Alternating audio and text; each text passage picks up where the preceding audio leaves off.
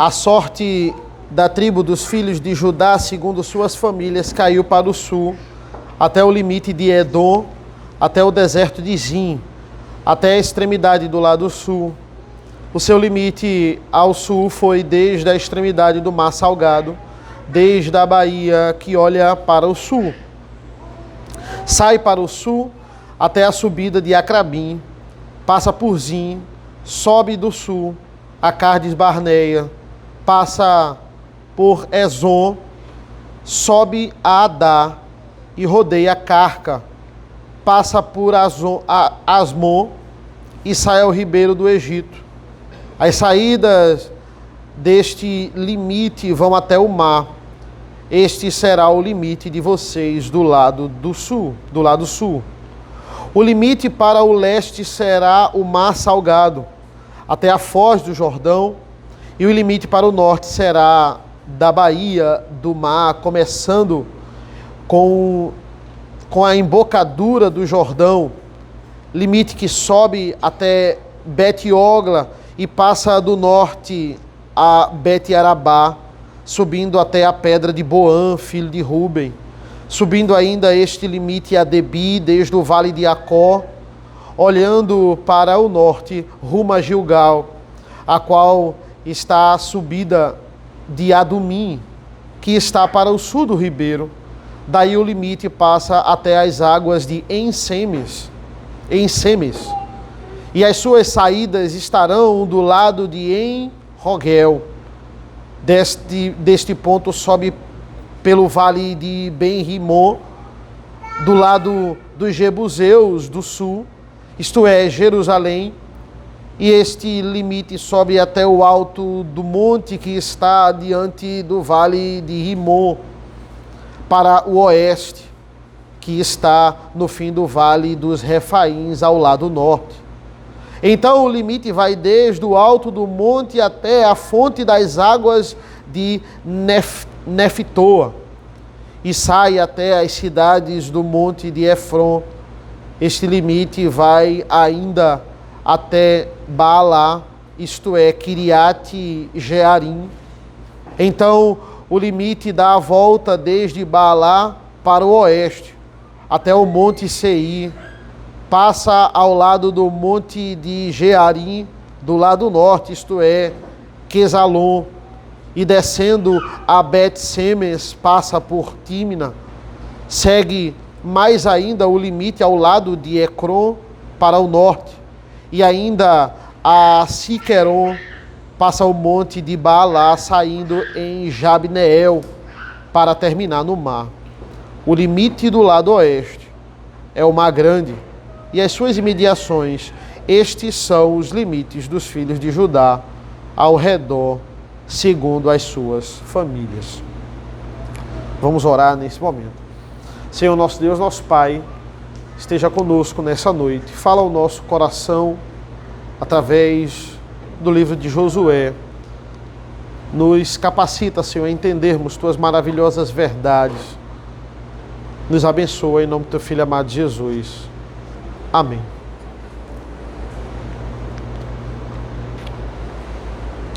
Irmãos, nós temos a tendência, seja pela rotina ou algo parecido, a não sermos tão gratos pelas coisas naturais da vida. Por exemplo, o que é que nós agradecemos mais? Quando nós somos livrados de uma batida, a gente sabia que quase ia bater, mas de repente não bate, a gente ora com aquela intensidade, Senhor, muito obrigado. Ou quando simplesmente nós estamos almoçando com os nossos amigos e chega a hora de agradecer pelo alimento. A nossa intensidade, ela é mais voltada geralmente para quando somos livrados ou quando aconteceu alguma coisa extraordinária. Porque pela prática natural, nós tendemos a ter a certeza de que as coisas naturais elas vão se repetir sem nenhum empecilho. Nós temos a certeza que iremos chegar em casa hoje, como foi no domingo passado e no domingo retrasado. Temos a certeza que amanhã vai ser um dia muito tranquilo porque é feriado. Não, já que é feriado, então será um dia muito tranquilo e temos a certeza de que na terça nós vamos trabalhar e depois do trabalho nós vamos pegar o carro e vamos ir para casa. O nosso dia vai ser um dia como foi a terça da semana passada. É natural na rotina a gente se acomodar e a gente não agradecer com tanta intensidade por essas coisas cotidianas. Mas a verdade é que nós não temos a garantia de futuro. Nós não sabemos o que pode acontecer daqui a pouco. Nós esperamos em Deus e nós oramos para que nós cheguemos em casa seguros e que de fato terça-feira a gente trabalha. Mas o que eu quero que a gente entenda é que embora a gente ore, peça e a probabilidade é que aconteça, nós não temos nenhuma garantia. E nós agimos como se tivéssemos todas as garantias. E achamos que ter garantias, por essas garantias nós tendemos a não agradecer, ou não agradecer com tanta intensidade. E o que é que nós temos aqui, o que eu acabei de ler no capítulo 15, nós temos um relatório, nitidamente um relatório, sobre as conquistas de Judá. As conquistas, ele vai dizer, Judá vai ficar com o sul. Essa tribo aqui vai ficar com o lado sul. E logo mais, nos versículos, nós temos a continuação da história de Caleb, nos versículos 13 a 19. E dos versículos 20 ao 63, nós temos mais relatório. O local onde eles vão possuir a terra, região, de que monte até que monte pertence a essa terra que vai ficar com fulano, que vai ficar com a tribo, com o território tal, e vocês vão dominar essas imediações, tudo nesse relatório aqui de Judá. E como eu disse, no meio da história, nós temos a continuação da história de Caleb, algo que a gente viu no capítulo 14, e vai ser continuado aqui, porque aqui nós temos a conquista de Hebron. Caleb esteve no centro da narrativa no capítulo 14, e aqui ele está literalmente no meio. Aqui é proposital, ele está literalmente no meio entre dois relatórios.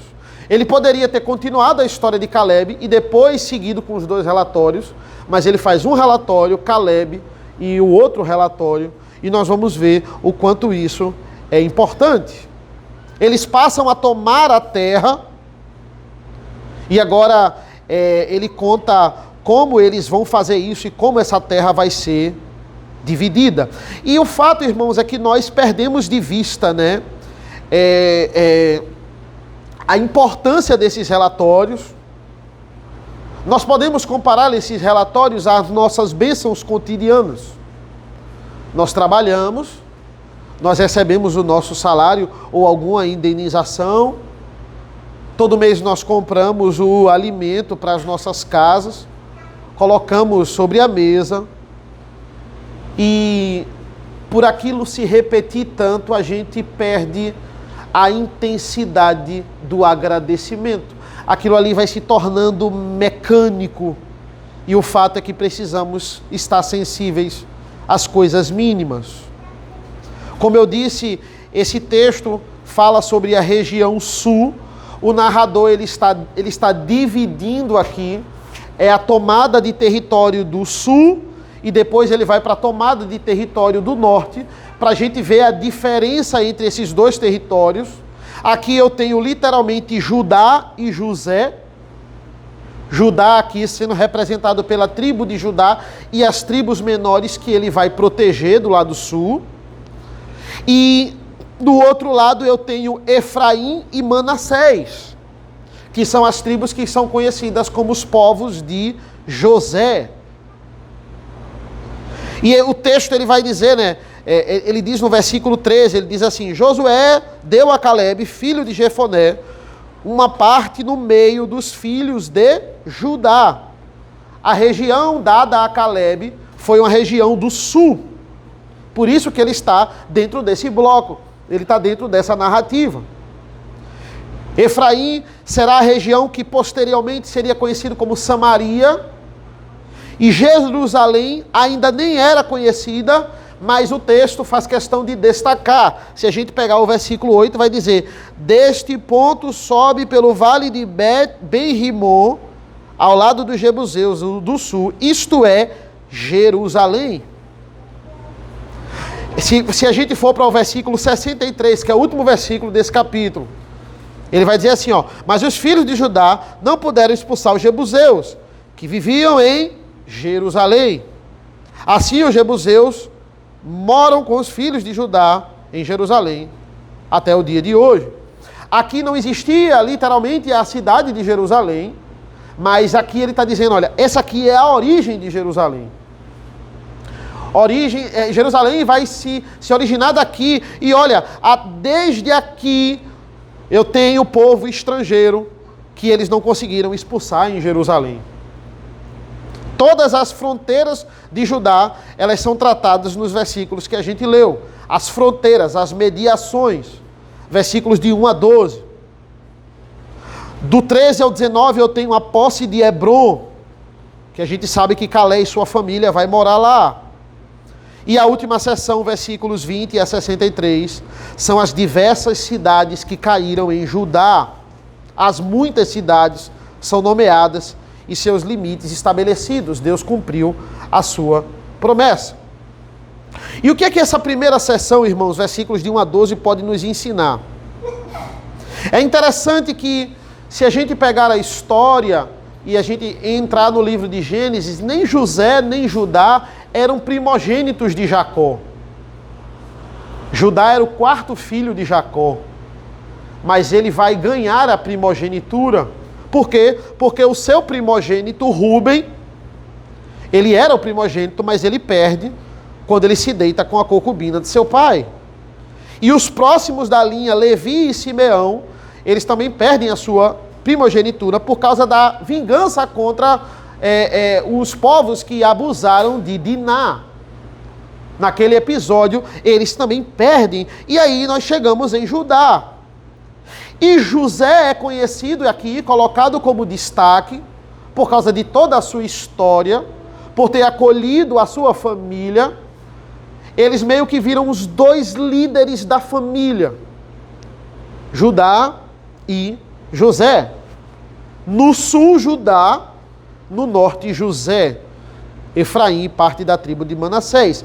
E os outros filhos, os menores, eles vão se estabelecendo, as outras tribos vão se estabelecendo no meio deles.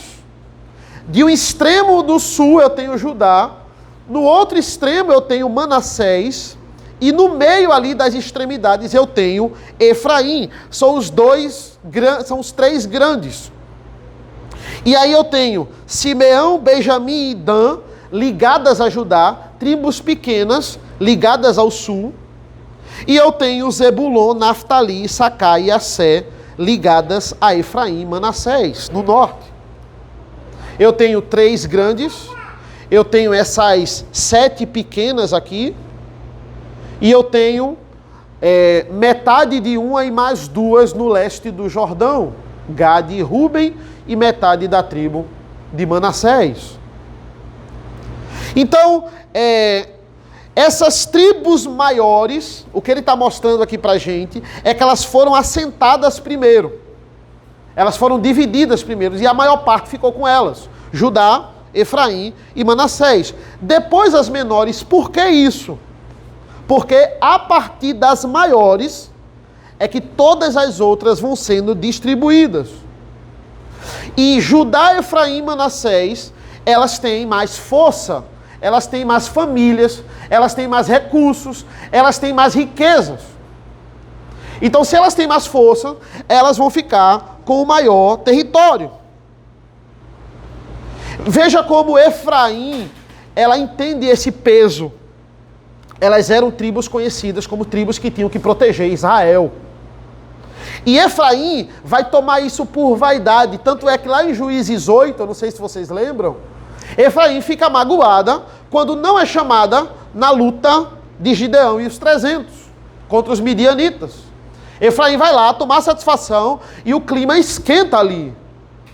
Porque dizem, por que você não chamou? Efraim era vaidosa. Toda grande guerra que ficava conhecida ela queria estar no meio. Se ela não estivesse no meio, ela ia tirar satisfação.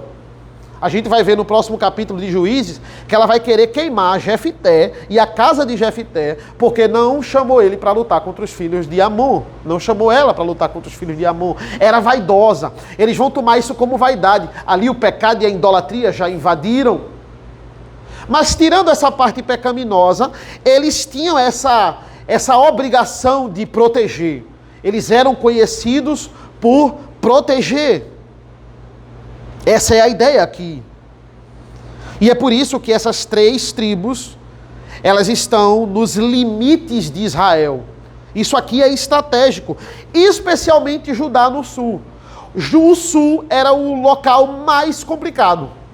Era o local de mais inimigos. Precisava da tribo mais poderosa nos limites do sul. Por quê? Porque ali era o limite com o inimigo. Se nós entendermos isso, abra comigo, por favor, lá em Números. Números 33, por favor. 33, 54, só um versículo mesmo.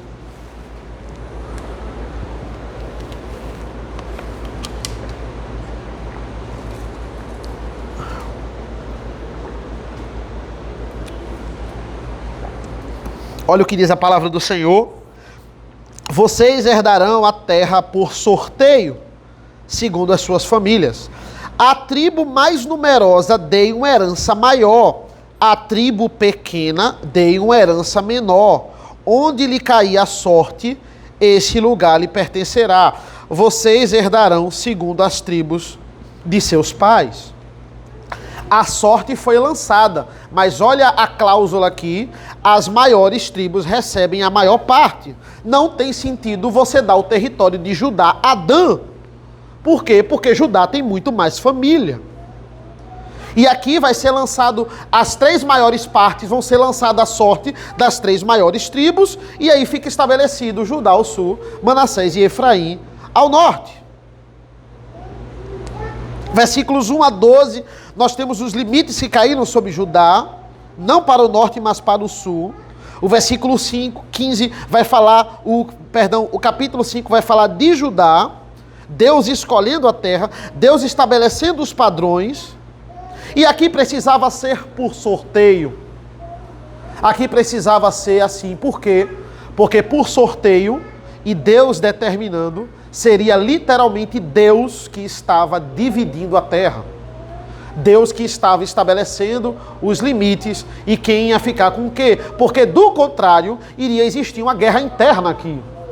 Se os homens se reunissem para decidir, por que que uma tribo ficou com a terra mais fértil, muito maior, e a outra tribo ficou bem pequenininha? Não. Quem foi que decidiu isso? A guerra já ia ser estabelecida dentro da terra de Israel. Entre os povos, guerra interna. Ou seja, Deus ele estabelece, o supremo pastor ele estabelece. Por isso que muitas vezes, irmãos, nos Salmos, nós encontramos essa expressão, Senhor, Tu és a minha herança. Senhor, Tu és a minha sorte. Porque é isso que remete aqui, é a divisão das tribos. E entenda, irmãos, olha que princípio interessante, para uns grandes terras, para outros pequenas terras. Perceba como isso faz sentido nos dias de hoje. Para umas pessoas, Deus dá muitos bens. Deus dá recursos, Deus dá bens materiais, Deus dá terras. E pessoas que não são descrentes. Essa teoria de que todo rico é descrente, né? De forma nenhuma. Pessoas crentes, pessoas fiéis no Senhor, e fiéis mesmo, e trabalhando no Senhor, pessoas ricas. E para outros Deus dá menos. Nitidamente, uma porção maior para uns e uma porção menor para outros. Mas o fato é que Deus sustenta a todos. E nós devemos ser agradecidos. E o fato é que quem tem menos, trabalhar para possuir mais não é pecado. Do mesmo jeito que tem mais, que quem tem mais, trabalhar para possuir mais não é pecado. Esse não é o pecado. O pecado é não estar satisfeito com o que Deus já lhe deu. Esse é o pecado. É a insatisfação com as coisas que o Senhor já lhe deu. E a consequência da insatisfação é, quanto mais você tiver, mais insatisfeito você vai estar, porque você está colocando o foco no objeto da satisfação e não do Deus que providenciou o objeto da satisfação. Você nunca vai estar saciado. E ele passa a dividir as fronteiras ao oriente, ao sul, ao norte. Como o texto descreve aqui, versículo 1, a sorte da tribo dos filhos de Judá, segundo as suas famílias, caiu para o sul, até o limite de Edom, até o deserto de Zin, até a extremidade do lado sul. É interessante alguns detalhes aqui. Edom se localizavam os edomitas. Edomitas eram os descendentes de Esaú, irmão de um dos filhos dos patriarcas aqui.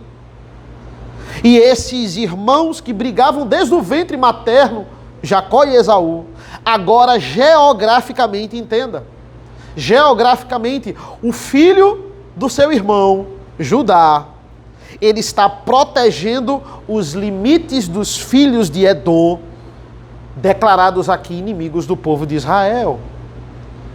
Obadias 21 vai dizer, o reino de Deus julgará o monte de Esaú.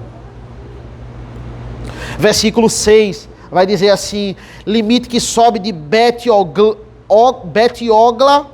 e passa no norte de Bet-Arabá, subindo até a pedra de Boã, filho de Ruben.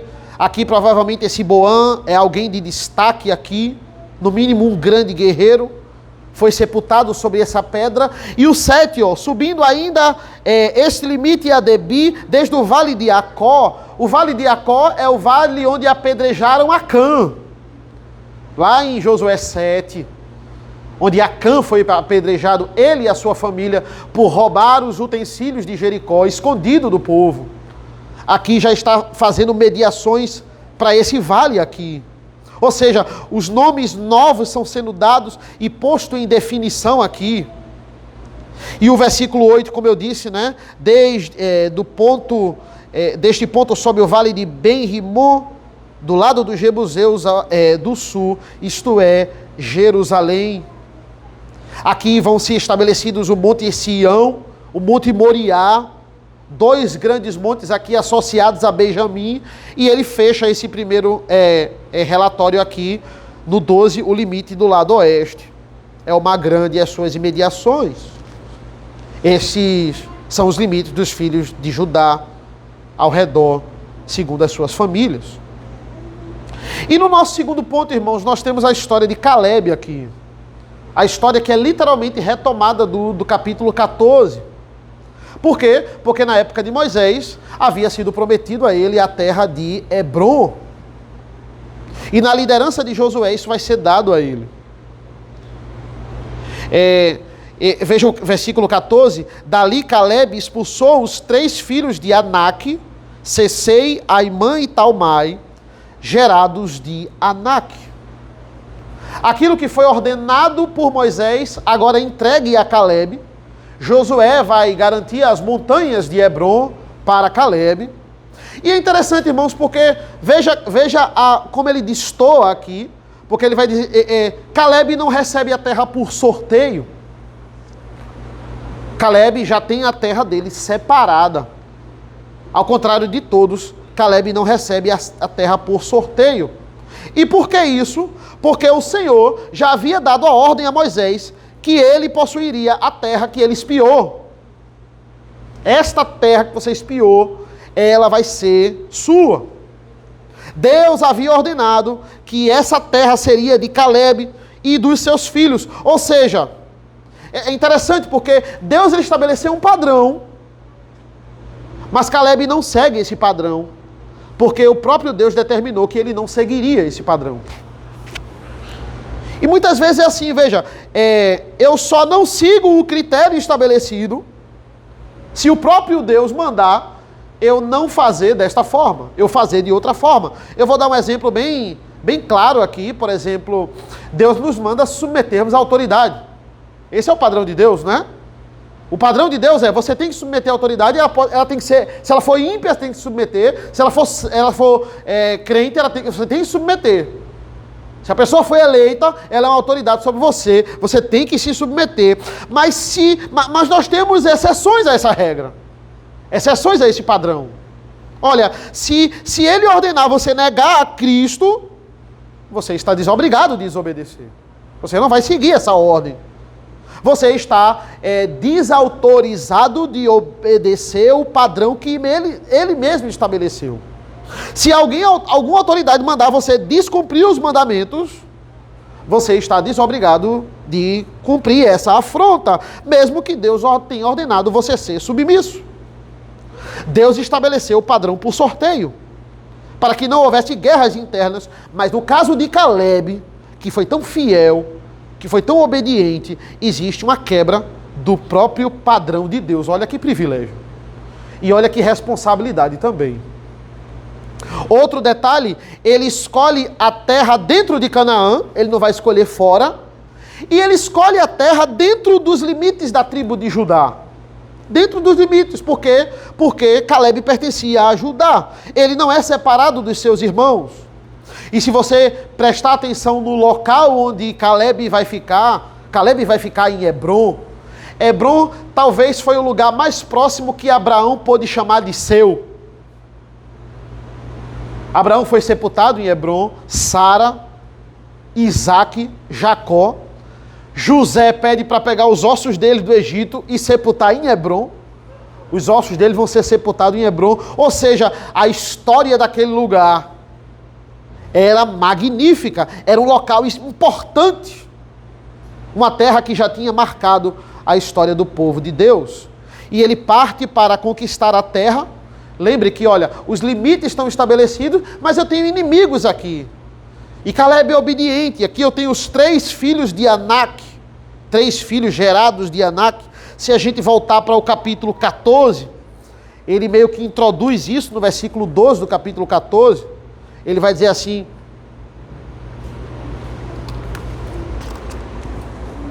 dei-me agora este monte, de que o Senhor falou naquele dia, pois naquele dia você ouviu que lá estavam os filhos de Anaquim, morando em cidades grandes e fortificadas.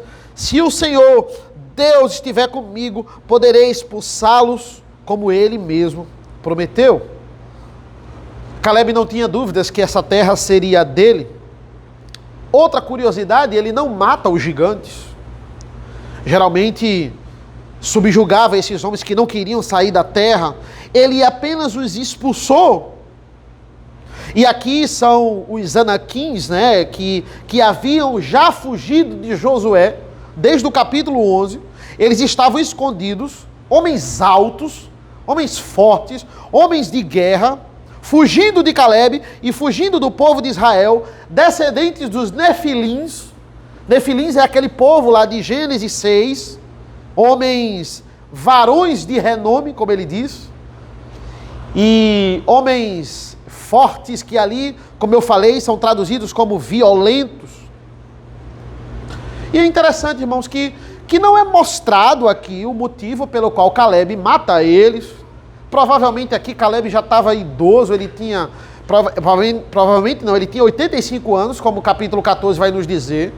Provavelmente aqui matar envolveria perseguir mais adiante, então aqueles homens, eles provavelmente fugiram ali, quando Caleb dominou Hebrom, então ele não vai, mas não fica específico aqui, mas podemos tirar um princípio disso aqui. Nós não vamos, por exemplo, como muitos acham, nós não temos poder de matar o diabo. Ah, você mata o diabo, Deus lhe dá a espada, lhe dá a força, e você... Não temos esse poder.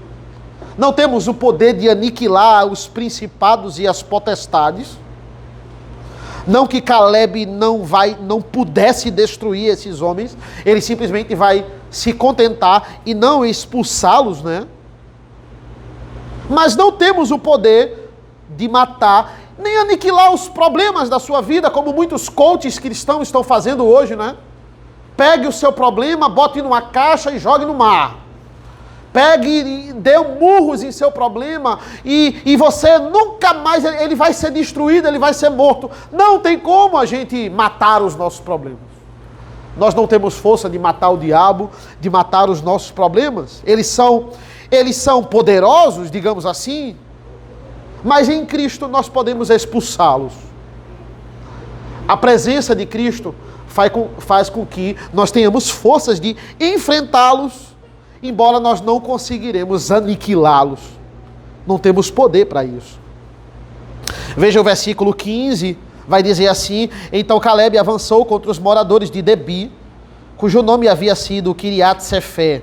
Caleb disse: darei a minha filha Axa por mulher ao homem que atacar e conquistar Quiriat-Sefé. Interessante esse termo Sefé, porque ele é traduzido em umas gramáticas como livros, em outras gramáticas como cálculos. A cidade dos livros, e aí remete a uma biblioteca enorme que tinha em Quiriat-Sefé.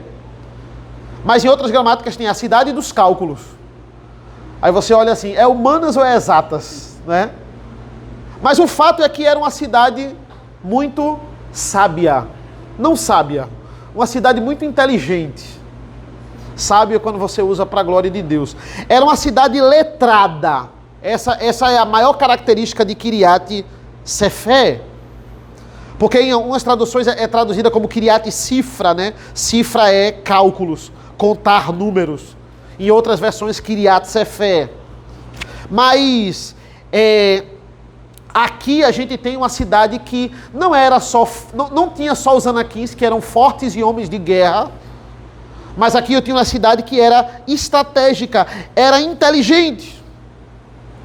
E Caleb vai dizer, Caleb conquista uma cidade, quem destruir Quiriat-Sefé vai casar com a minha filha. Tinha que ser alguém que vai lutar com homens fortes e inteligentes e estrategistas. Não seria qualquer homem que iria casar com Axa. Seria um homem dentro da tribo e um homem capaz, inteligente e valente. E se a gente for para a narrativa de Juízes, e até aqui nos mostra também, Otiniel, né? Ele é o homem que vai vencer Quiriat-Sefé. E a narrativa de Juízes já mostra que ele tinha algumas intenções aqui em Axa, e ele vai achar essa oportunidade como uma oportunidade de ouro aqui, para ter a bênção do seu pai. Por quê? Porque ninguém casava sem a bênção e a permissão do pai. Isso era muito importante. Otiniel precisava desta permissão. Otiniel tinha histórias do passado. Ele podia ali se inspirar na história de Jacó. 14 anos para ficar com Raquel. 7 anos depois, mais 7 anos. 14 anos, né? Comparado a... uma batalha comparado a 14 anos. Então, é isso aí. E entenda, irmãos, olha que princípio interessante nós podemos tirar daqui. Conquistar alguém vai demandar força, vai demandar coragem. E Otiniel é esse homem corajoso que vai conquistar a sua amada. Que melhor exemplo nós podemos tirar de Jesus, que se fez homem para salvar a sua esposa e morrer por ela. Por isso que o próprio Paulo faz essa analogia em Efésios. Nesse contexto, quem conquistar Quiriat-Sefé casa com a minha filha. Versículo 17. Quem conquistou a cidade foi Otiniel, filho de Kenaz, irmão de Caleb. Caleb lhe deu a sua filha Axa por mulher. Nesse caso eles eram primos aqui. Então, pela narrativa, irmãos, parece que ela estava satisfeita com a situação. Nós vamos ver ela negociando depois uma terra com o seu pai aqui. E ela não estava incomodada. Aqui não foi um casamento forçado. Olha o 18. Esta, quando foi morar com Otiniel, insistiu com ele para que pedisse um campo ao pai dela. Veja, ela já está negociando terras. Ela está satisfeita. Ninguém está infeliz aqui. Ninguém quer fugir porque foi obrigada a casar com o homem que venceu a batalha. Ela em nenhum momento está fazendo isso. O que é que o autor está querendo ressaltar aqui? Ele está querendo ressaltar a obediência dessa mulher em confiar no seu pai, a ponto de deixar ele mesmo escolher o marido para ela. Nós não vemos queixa, nem aqui, nem em Juízes. E ela ficou infeliz, e ela ficou insatisfeita. Não! Essa ausência de insatisfação aqui, ela é muito importante. E em último lugar, irmãos, temos esses versículos de 20 a 63. Essa é a última parte aqui que mostra a posse das cidades, né, que existem aqui na terra de Judá. Versículo 20, esta é a herança da tribo dos filhos de Judá, segundo as suas famílias. Desses versículos até o final, Deus está dando aqui a Judá. E é importante nós ressaltarmos uma coisa. Abra, por favor, lá em Gênesis 49, por favor. Gênesis 49, versículos de 8 a 12.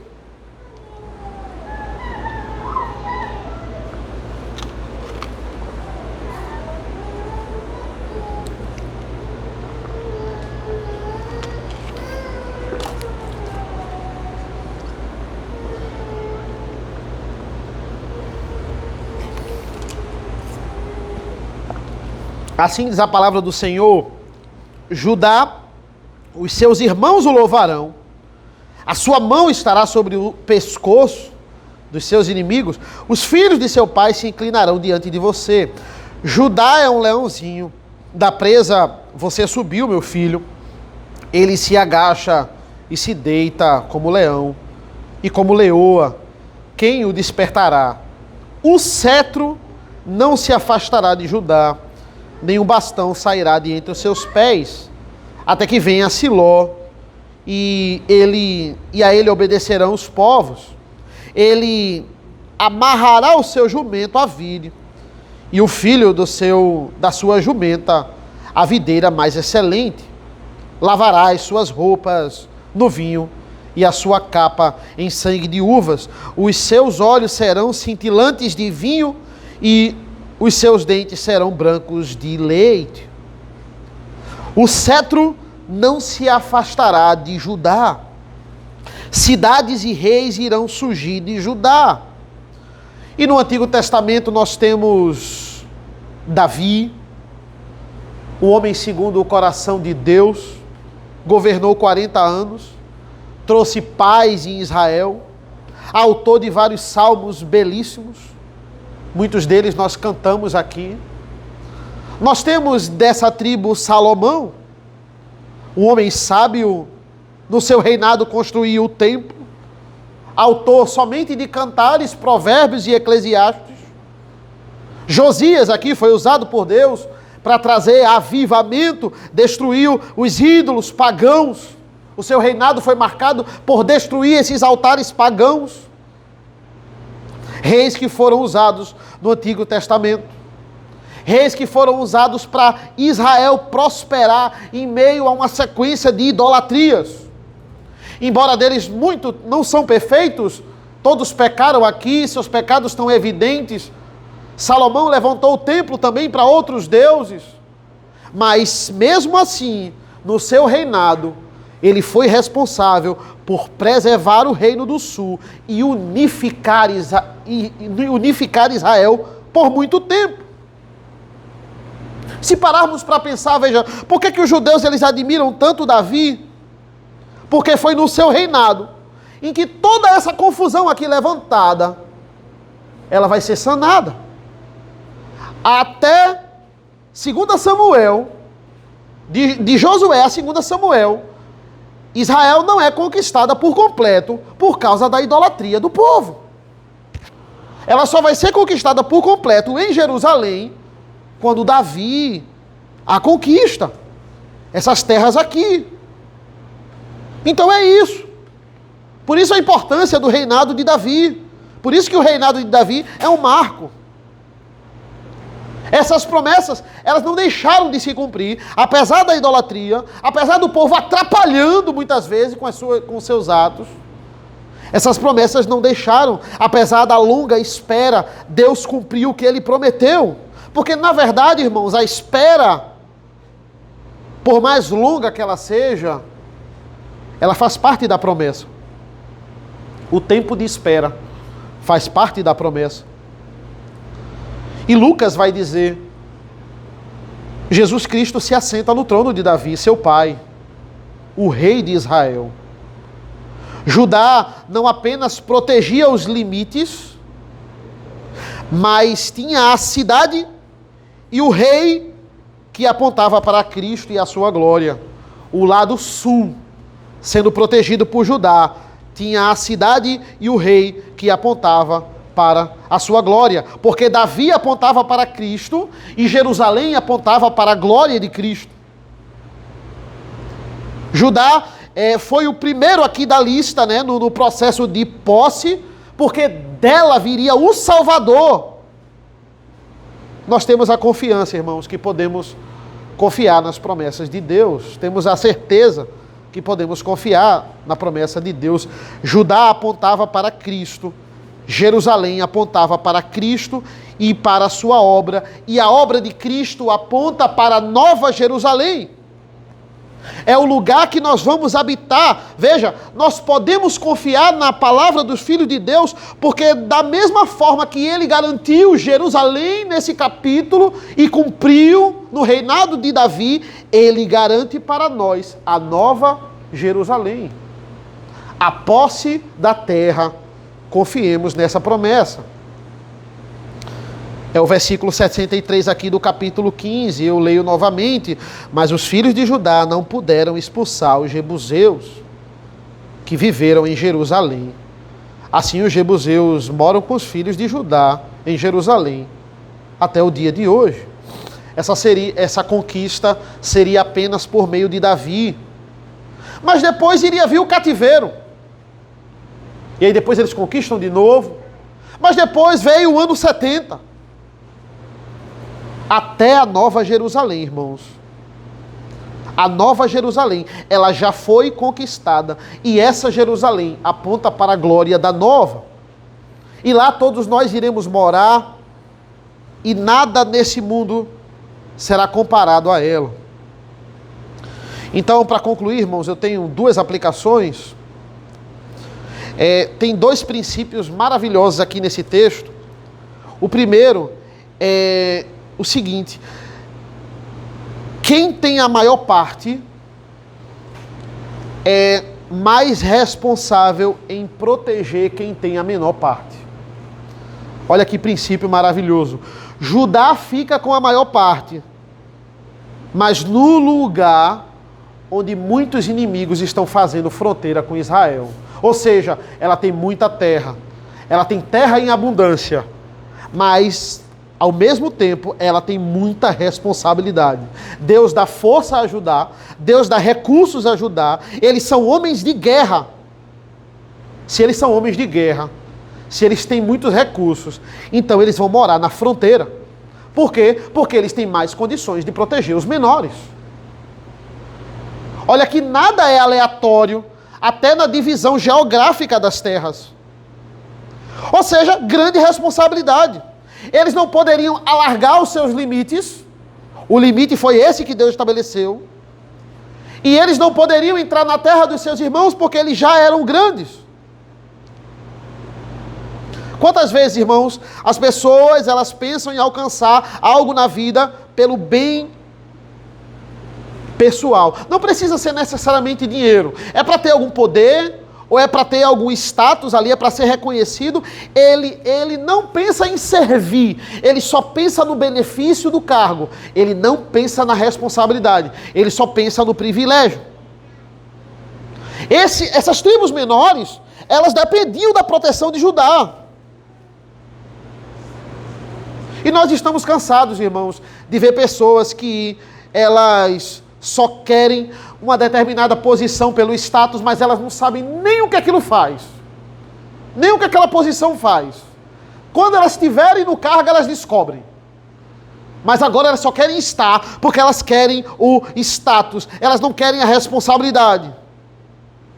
Só e somente só, visando aquilo que pode proporcionar algo bom para elas, benefício próprio.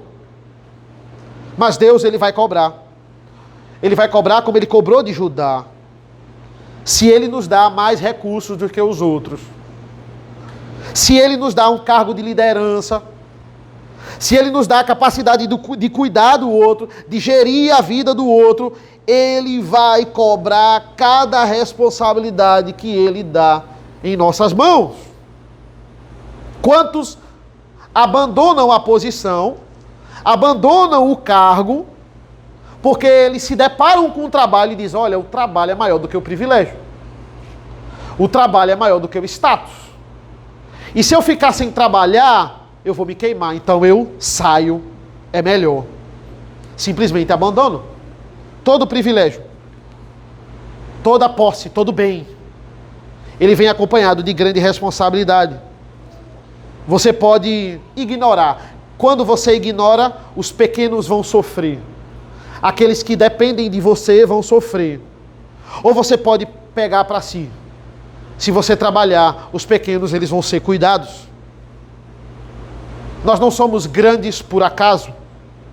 Você não tem o privilégio de conhecer o amor de Deus por acaso. Existe responsabilidade e elas precisam ser cumpridas. E por último, irmãos, outro princípio fantástico aqui na história de Caleb é a filha de Caleb. Veja, em nenhum momento a filha de Caleb ela estava preocupada, como eu disse, com o homem que o seu pai escolheria para ela.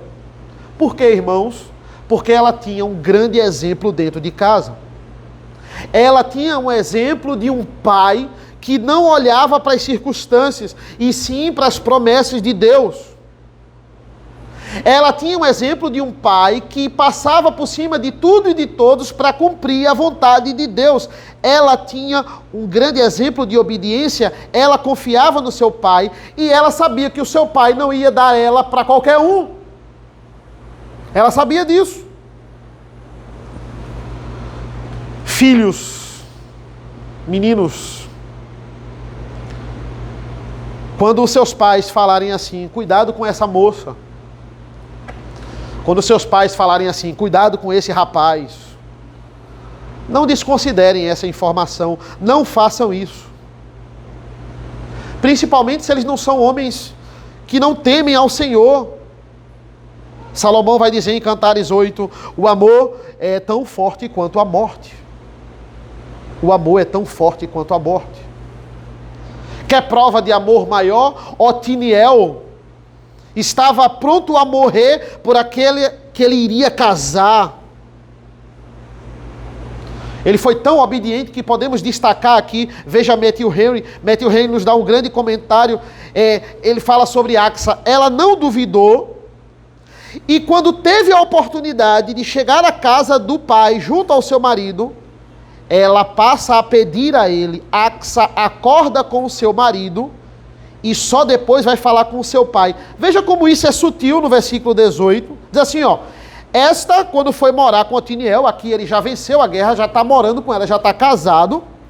Ela, quando foi morar com Otiniel, insistiu com ele para que pedisse um campo ao pai dela. Veja, insistiu com quem? Insistiu com Otiniel. Não insistiu com o pai, não. Ela sentou com Otiniel e disse assim, Otiniel, eu tenho permissão de pedir uma terra ao meu pai. Ela acordou com o seu marido algo que ia pedir ao seu pai. Ela não passa por cima e diz assim, não, já que é meu pai, tem nada a ver. Se eu conseguir, bem, se eu não conseguir, não. Ela fala com Otiniel. Veja, essa mulher está insatisfeita porque casou com Otiniel? Não. Ela se submete à liderança do marido e ela diz assim, olha, deixa eu falar com meu pai. Essa é a ideia aqui. Depois ela vai a seu pai. Esposas, sempre que vocês tomarem qualquer decisão, consulte o seu marido. Porque toda decisão que você tomar a partir de agora não é mais individual. Ela tem a ver com a sua casa. E Matthew Henry comenta ainda, ele vai dizendo, olha que detalhe fantástico aqui, que eu não percebi na leitura, eu percebi por causa do comentário. Porque, veja, ele vai dizer assim, ó, ainda continuando o 18, quando ela desceu do jumento, Caleb lhe perguntou, o que é que você quer? Veja, ela não fala com seu pai no jumento. Ela desce do jumento. Tudo isso é a reverência da filha para com o seu pai. A filha respeita o marido, porque ela não fala com o pai a respeito de adquirir alguma coisa sem perguntar ao marido. E ela tem reverência para com o pai. Ela não chega e diz, pai, eu estou querendo uma terra. Não, ela sai do animal. Ela está abaixo dele. E ela pede. E ela não exige dele. Matthew Henry ainda vai dizer, olha como ela se dirige no versículo 19. Ela respondeu, quero que me dê um presente. Ela não diz assim, pai, eu exijo essa terra. Eu acho que eu tenho direito a essa terra. Ele tinha dado a ela uma terra seca. Ela não chega para ele, como é que você me dá uma terra seca? Como é que é isso? Eu fui tão obediente a você. Não, ela desce do jumento, ela diz, quero que me dê um presente. Já que o Senhor me deu uma terra seca, me dê também algumas fontes de água. Então Caleb lhe deu as fontes superiores e as fontes inferiores. Pai, ela estava certíssima, irmãos. Ela casou conforme a ordem dada pelo seu pai. E ela diz, olha, o Senhor nos deu uma terra seca, o Senhor poderia me dar uma terra também com água? Uma terra seca, sem água não dá para fazer muita coisa. Mas a maneira como ela pede, me dê também as águas, as fontes de água. Irmãos, da maneira como ela se comporta para com o seu pai, da forma reverente que ela chega para o seu pai, e como ela chega para o seu pai, a resposta de Caleb é imediata. Claro, minha filha. Dá a ela as fontes inferiores e as fontes superiores. Dá a ela terra e dá a ela muita riqueza. Matthew Henry conclui dizendo, não há quebra do 10º mandamento aqui, não há cobiça aqui.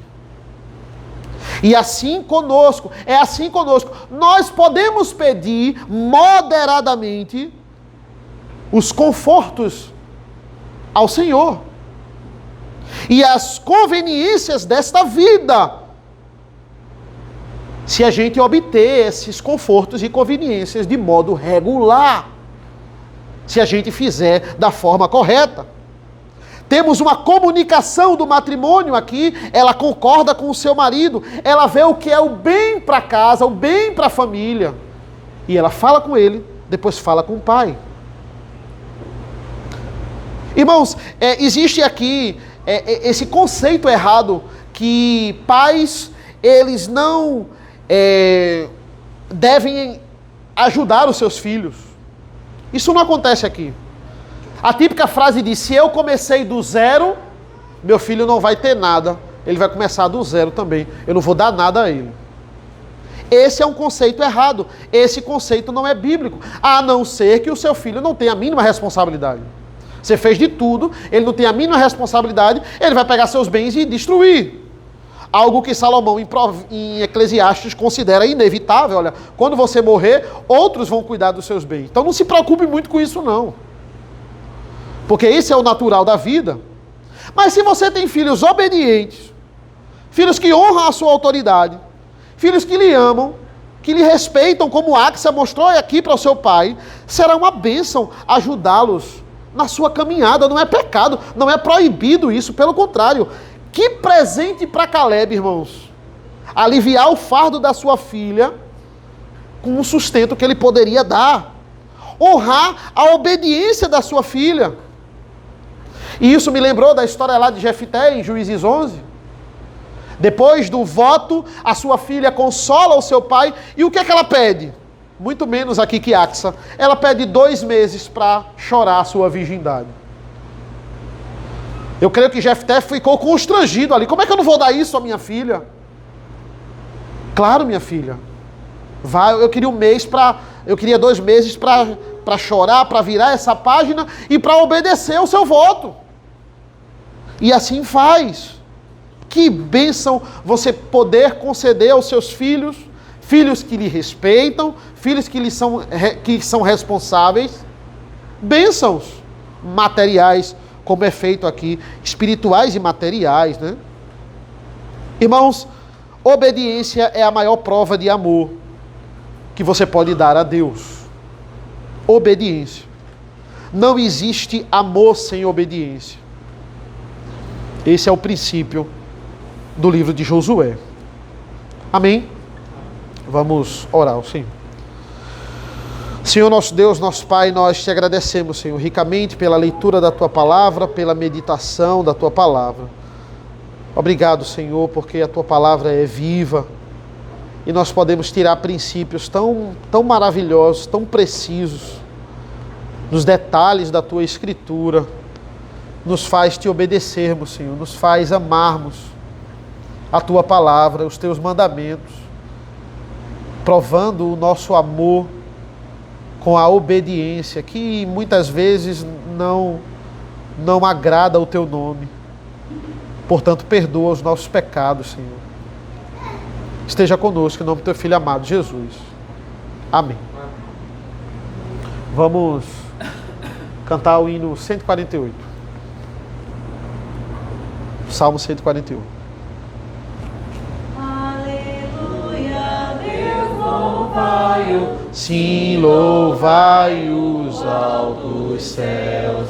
Nas alturas todos seus anjos, Vós celeste legiões, sol e lua, estrelas luzentes, céu dos céus também louvai, e águas sobre o firmamento, louvem todos ao Senhor. Louvem do Senhor seu nome, pois mandou e tudo se fez. e estabeleceu para sempre toda a sua Criação, deu-lhes uma ordem fixa, que da qual não passará. O Senhor da terra.